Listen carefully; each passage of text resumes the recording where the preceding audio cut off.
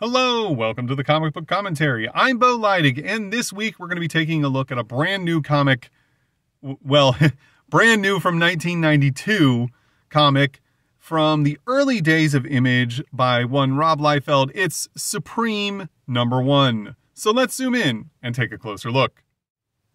First published in November of 1992, some of you might be thinking to yourselves right now, Bo, I thought that Supreme was just an overpriced clothing company for Instagram influencers, and it is. But it's also a character from Rob Liefeld who kind of takes on the role of Superman in the Image universe. Very much he's called the Image Superman most of the time, and that's a fair comparison. He is filling that role, but, you know, I wouldn't say he's a direct copy, and, you know, we've seen that role filled in other companies. Obviously, Marvel has Century.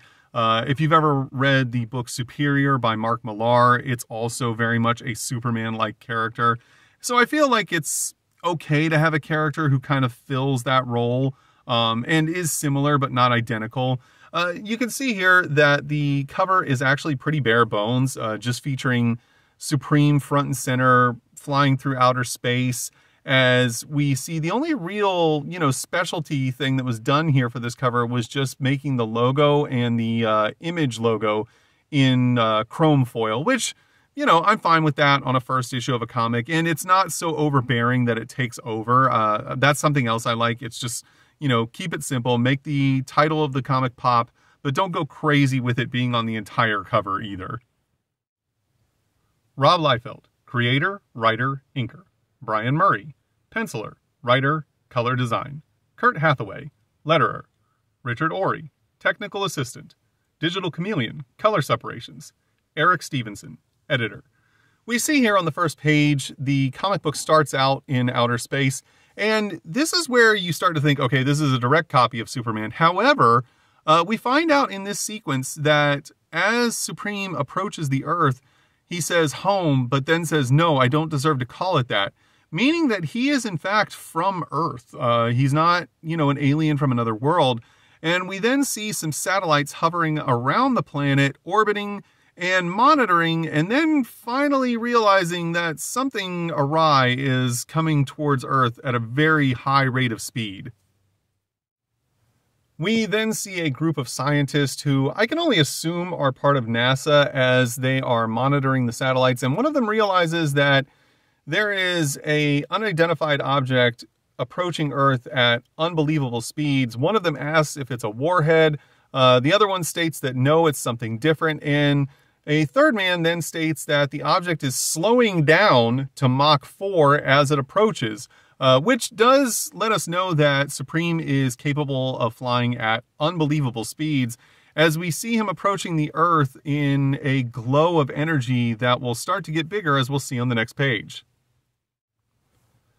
We then see Supreme completely awash in fire and energy just emanating from his body, as we then see a hand press a button and someone says on the other side of the intercom, "Yes, sir."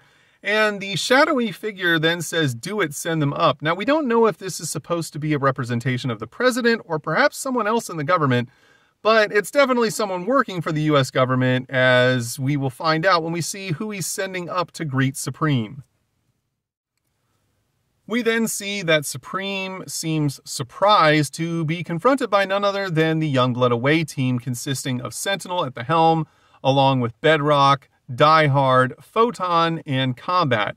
Now, I'm assuming that they teleported up here because it seems impossible that they'd be able to gear up, mobilize, hop into a spaceship, and then fly all the way to Supreme's location without him realizing or seeing them approaching.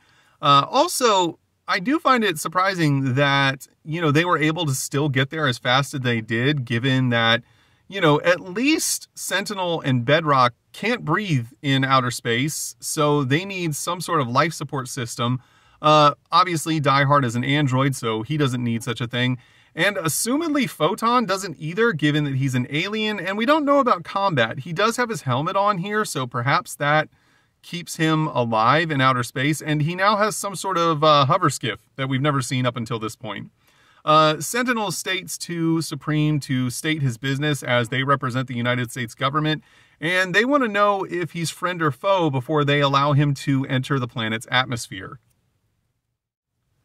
Upon hearing this, Supreme decides to introduce himself and simply states, "I am Supreme," to which most of the Youngblood team is confused by. They just are like, who, what? Except for Combat, who states it can't be. Also, notice that Combat is now on a completely different type of like hover skiff thing. I think, Brian Murray just wasn't really paying attention as he was drawing one page to the next, because he keeps changing the look and design of that thing.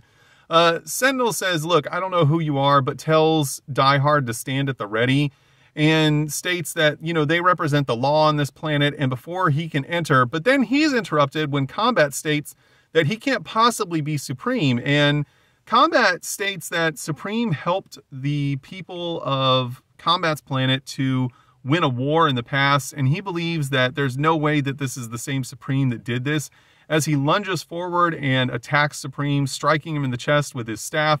However, this seems to do absolutely no damage, as Supreme basically just scowls at Combat before hitting him with an attack that hits him so hard it starts to launch him to the other side of the planet. Upon seeing Combat so easily dispersed, the rest of the team springs into action with Die Hard leading the charge. He, of course, reaches Supreme first. However, when he gets to Supreme, Supreme simply just holds out one hand and grabs Die Hard by the face, stopping him in his tracks, calling him a foolish pup, and then throwing him back towards the surface of the Earth, telling him to go back to his mother. At this point, we see that Bedrock tries to attack Supreme from behind. However, Supreme is easily able to avoid this attack by either teleporting or moving at an incredible rate of speed that makes it appear that he teleports. I'm not really sure what is being conveyed right here. We also see that Bedrock continues to hurl through space, and we're not certain how he's able to control his movement out here. Assumedly, this thing on his back is some kind of propulsion device, be it gravitational or using some sort of magnetic field. We're not sure. However, upon dodging Bedrock's attack, we then see that Supreme turns and notices that he's left himself wide open for attack from Photon and Sentinel. Also, I'd like to point out, this is the second instance in that we've seen Die Hard being instructed to engage an incredibly powerful being. The first time we saw this, of course, was in Youngblood number 0, when Chapel ordered Die Hard to subdue Battlestone and relieve him of his command of the team when Battlestone was killing soldiers under his command. So I'm not certain if this is trying to imply that Die Hard is the most physically powerful of the group. However, it would seem that Bedrock would be close to that. Also strange that Die Hard seems to be one of the most devoted to the group, and, it's odd that he would be so powerful and that devoted, but still not be one of the team leaders. He's, had to answer to people far less powerful than himself multiple times on multiple different missions. At this point, Supreme is struck by a double attack of energy beams being emitted by Photon and Sentinel as they strike him and launch him backwards into the surface of the moon. And this is the point where it gets a little bit ridiculous, because they were just outside of Earth's orbit when this battle started, and now they're suddenly approaching the moon. I don't know if this is because Brian Murray has no idea how far away the moon is from Earth, or if it's supposed to imply that they can move that quickly, which Supreme can, but the rest of the Youngblood team can't, as far as I know, travel that fast where they can, traverse the thousands and thousands of miles it takes to get from the Earth to the moon. We then see that somehow Combat has made it back to the rest of the group. It's not explained how, but they charge forward towards the moon to try and apprehend Supreme. However, he is immediately back into the fray as he launches himself off the surface of the moon and hurls himself through space, blasting through the 4 team members who were coming to apprehend him. However, at this point, Die Hard has decided to go full force at Supreme as he says, "All right, let's rock and roll." we see the two of them hurling at each other through space at incredible speed, engulfed in power, and when they do intersect with each other, there is an enormous concussive blast that emanates from the two of them colliding. After their collision, Die Hard is now unconscious as Supreme is holding him by the leg. Combat wants to continue the fight. However, we see here that Sentinel realizes that they're dealing with someone who is incredibly powerful and potentially out of their league, as he decides to de-escalate the situation, as he realizes that Supreme is what he describes as a level 10 super being, and says, hey, maybe we got off to the wrong foot. Let's escort you back to Earth so that we can have a conference about this. Supreme decides to take Sentinel up on his offer and tells him to proceed. We then see the surface of the Earth. I'm assuming this is supposed to be Washington, D.C., as there's a lot of chatter about, wow, Supreme's back on the planet. Did you hear there was a fight between him and Youngblood in outer space? We then get a front page article on the Washington Examiner as Supreme is depicted as landing in the middle of the street in potentially New York or Washington, D.C., which is kind of funny because I can't imagine that this is where Youngblood would have escorted him back to, just right in the middle of downtown, in front of thousands of onlookers. We also see that there are some radio broadcasts talking about his reappearance on Earth, as well as some televangelists who are saying, oh, he's not God. There's only one true God. And my favorite little Easter egg is the fact that it says Supreme Back to Earth, written by Rob Liefeld and Brian Murray, which I find to be an entertaining little nod to the authors of the book. I think it's cool that they're also the authors of this news article. We then see outside of what I'm assuming is the Pentagon, given that that's where Youngblood's base of operations is, as there's a boatload of news reporters trying to get footage of the superhero summit that's taking place. Inside of the building, we see there are multiple, government officials, potentially senators, possibly people in the CIA, who are trying to figure out what's going on. They tell Supreme to take a seat. He rejects the offer. At this point, Bedrock is like, hey, that guy's kind of pompous. And Sentinel's like, yeah, he's pompous, but he's also powerful. Now pipe down. One of the men whose identity is not given stands up and says, Mr. Supreme, other than all of the recordings of all your amazing deeds in the past that we have in our history books, we don't have a lot of data on you. Is it possible that we can run some scans to verify that you are who you claim to be? He agrees to it as several scientists approach running scanners, stating that, nothing seems to penetrate his skin, and that given the 50 or so years of aging that would have taken place since his last sighting on Earth, it does look like he fits exactly the correct physical profile. And one of the men states that every bit of measurement that they're getting from him is completely off the charts, and that he's in fact 4 to 5 times more powerful than anything these instruments have ever encountered. It's at this point that the rest of the Youngblood team here decides that this is definitely the real Supreme, as Photon and Combat are essentially convinced. And Sentinel realizes that if this is in fact the case, that this man is that powerful, that he's the last person they want to make an enemy out of, and has some decisions of his own to make while the conversation continues. The rest of the dignitaries in attendance also realize that this probably is the real Supreme, as they all state, wow, this is him. It can't be.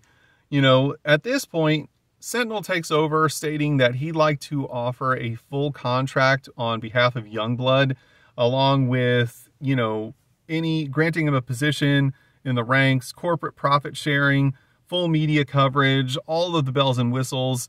However, Supreme is a little bit disillusioned with this and simply asked, how long have you been genetically engineering superhumans?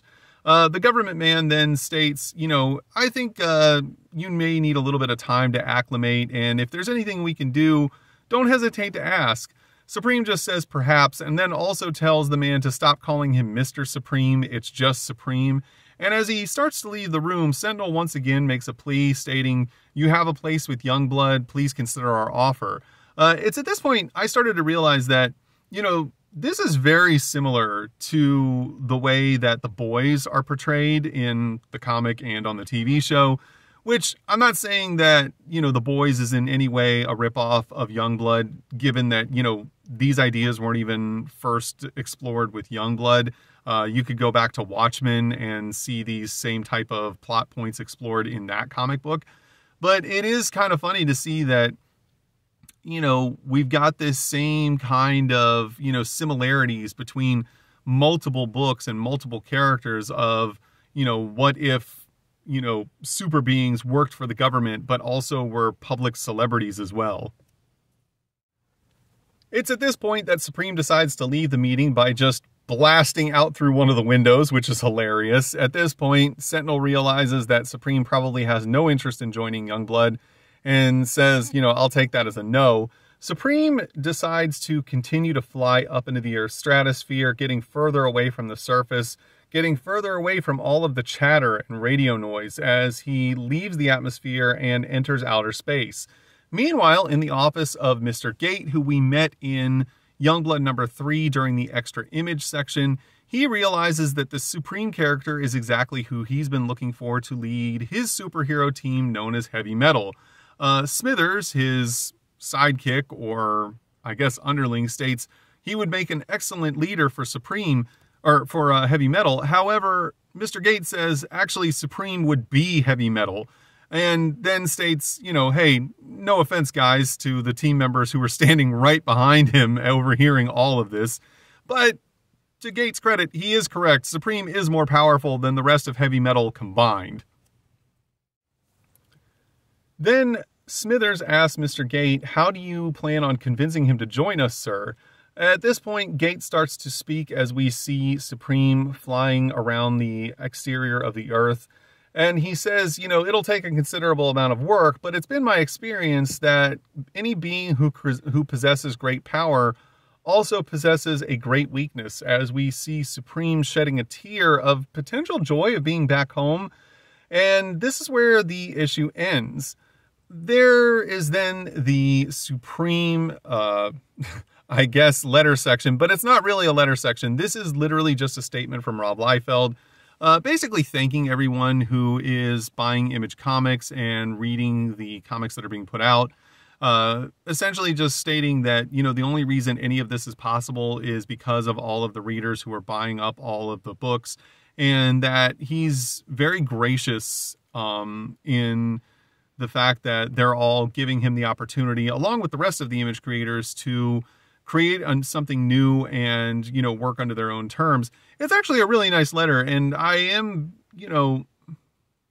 pretty happy that Rob would have written this. However, despite being so humble and gracious here, there are some things that he would do in the future that would be less so, and also lead to what almost caused the collapse of Image Comics. But at this point, that hasn't happened yet, and he's just a guy being very thankful to his readers. We then get a 2-page splash, which is also the wraparound cover for Youngblood number 0. If you'd like to know more about Youngblood 0 and the Youngblood story as a whole, please feel free to check out my Youngblood playlist. On the next page, we get an advertisement for Bloodwolf. If you would like to know more about Bloodwolf, you can check out my video on Darker Image number 1 and also my Bloodwolf playlist. And then we get another presentation of Extra Image, this time of Infinity. Of course, we first met Infinity in her Extra Image appearance at the end of Brigade number 2 from the original Brigade miniseries. If you'd like to check out that, feel free to check out my Brigade playlist. The story begins outside the home of one Jedemiah Hagstrom, the former and disgraced CIA director who was accused of selling government secrets to the enemies of the U.S.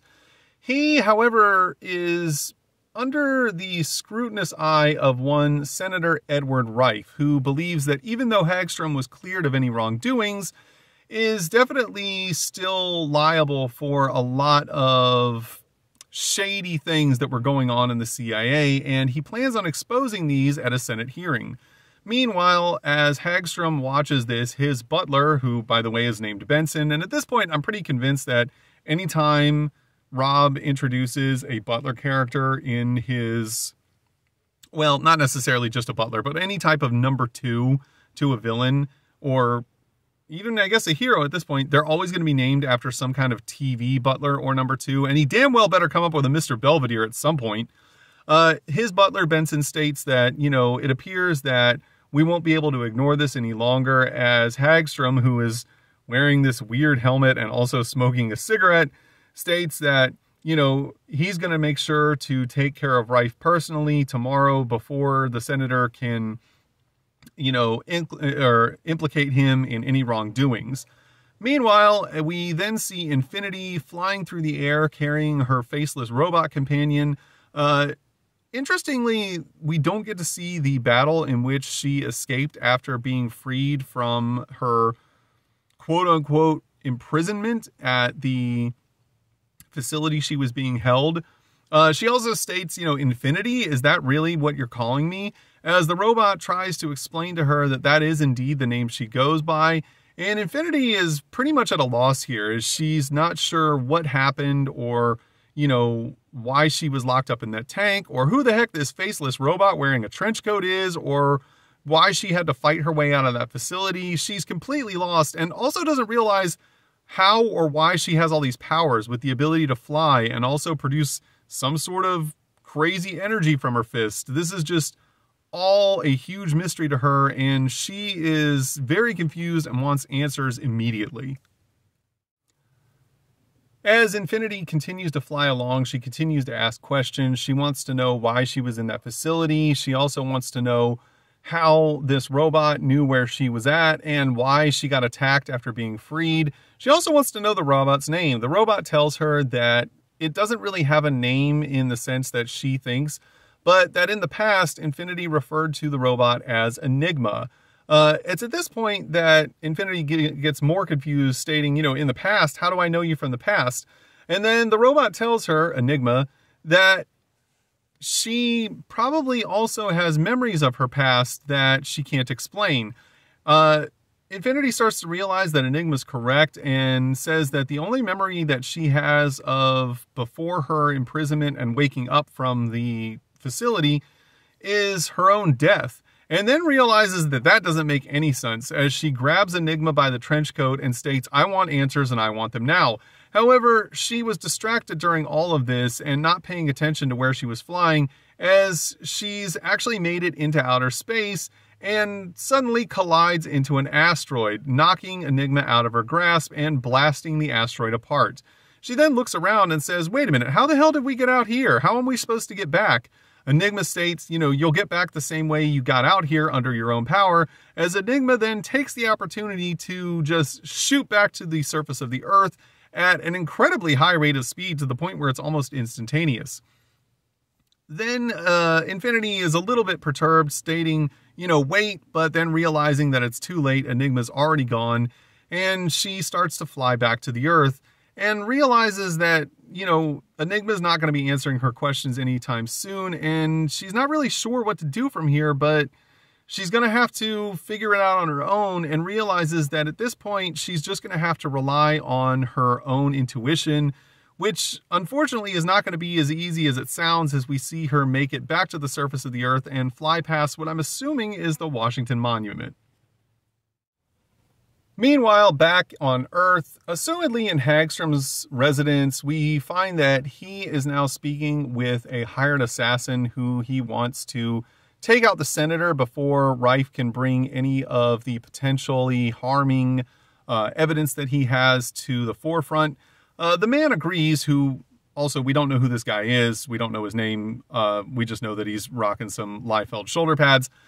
He agrees, however, he states that, in order for him to take care of this matter in the time and the way that Hagstrom wants, it's going to cost extra, but then also states it's not as if that matters to him, implying that Hagstrom has piles and piles of money. But he does say that, the only information that he needs now from Hagstrom is where he's going to ship all the pieces of Rife when he's done with them, as we see the story is to be continued. Also, what the hell is this gauntlet? I guess it launches these things as projectiles, but this guy is, I don't know. I don't like the look of this character. I mean, sure, he's got the mask, whatever, that's fine. But like, at any point, do they need someone who has all this get up and pomp and circumstance to just carry out a simple assassination? Was there not one guy who was just like a really talented sniper that they could find to take care of him? No, they have to hire this weirdo who has all this weird techno gear and has a terrible attitude and is constantly running his mouth. I mean, I understand it's a comic book. Like, we need these type of weirdo villains, but it just seems like this isn't exactly the guy that would be your first choice to handle a political assassination. And on the reverse inside cover, we get the entry form to join the Rob Liefeld fan club. We've seen this a few other times in some of the Extreme Studios titles, but we see it here once again, along with some artwork of the Youngblood teams. And that was Supreme #1. Overall, I thought this was a pretty good book. I thought this was a neat way to introduce the character. It's very mysterious, but I feel like that's fitting, given that, you know, Supreme is not just mysterious to us, the reader. He's also mysterious to the rest of the Image universe, as we saw with Youngblood not really understanding who he is or where he came from. I like the idea that we're not being expected to believe that, you know, Supreme has just always existed and everyone knows about him, and, you know, there's nothing that we should be asking in terms of like, hey, who is this guy? Where's he from? What can he do? We're getting to discover the answer to those questions along with the characters in the story. Now, as far as the stuff with Extra Image, I didn't care for that as much. You know, I don't know a whole lot about Infinity as a character. I don't really think I have any issues of Infinity, or if there were any issues of Infinity printed for that matter. But to me, I feel like Extra Image works better as a one-time introduction, like we saw in Youngblood #3 with Supreme and Heavy Metal being introduced, and then we see them being used in Supreme #1. Whereas with Infinity's story, we've seen her multiple times now in Extra Image, and I don't know, it just seems as though, like, either make a book about her or don't, and if you're not going to, that's fine, but don't keep throwing these weird little tiny 3-page stories at us from other books. But then again, these are just my opinions. You might think that's a great way to do it, and you might have also thought that Supreme #1 wasn't very good and not like the way that the story was presented. But if that's the case, it's okay, because everyone's entitled to their own opinions. If you enjoyed today's video, please feel free to like, comment, and subscribe, and thanks for stopping by. Have a great day.